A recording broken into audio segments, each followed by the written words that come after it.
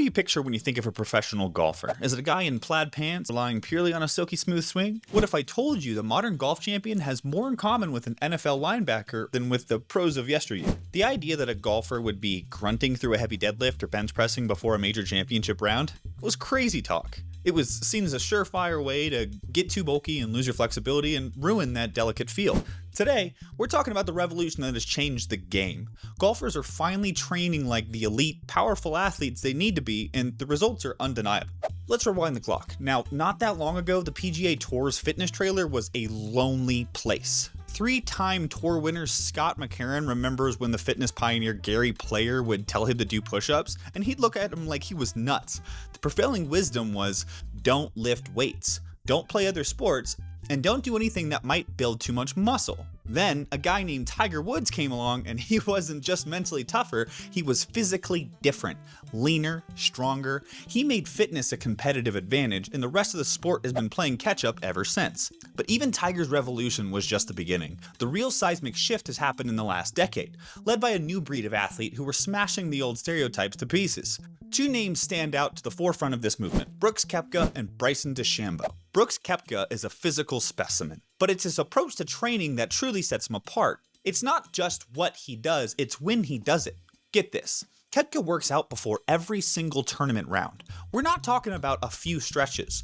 On the Saturday of the 2018 PGA Championship, which he went on to win, he spent an hour on the stationary bike and lifting weights, focusing on his back and his triceps. Before winning the US Open at Shinnecock, he was in the gym on Sunday morning bench pressing 225 for 14 reps. His trainer says he can bench over 315 pounds. His philosophy is simple and brutal. If your body works out every day, you won't get sore, and it keeps your body firing on all cylinders. Now, this isn't about getting big and bulky, it's about building a powerful, resilient machine that can withstand the torque of the modern golf swing and perform under pressure day in and day out.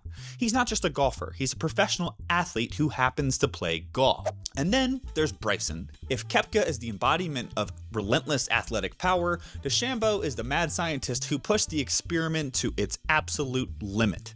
In 2019, Bryson announced he was going to get big. And he did. He packed on over 40 pounds of muscle, consuming up to 5,000 calories a day. His goal? To chase ball speed and distance at any cost. The results were staggering. In 2020, he led the PGA Tour on driving distance, an average of 322 yards. The next year, he did it again. He was hitting drives that seemed to defy physics, like the 428-yard monster he unleashed at the Travelers Championship.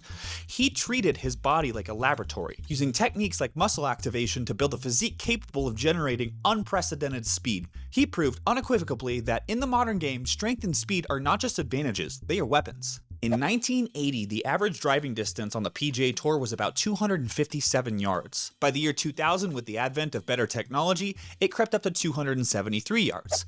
But look at the last decade.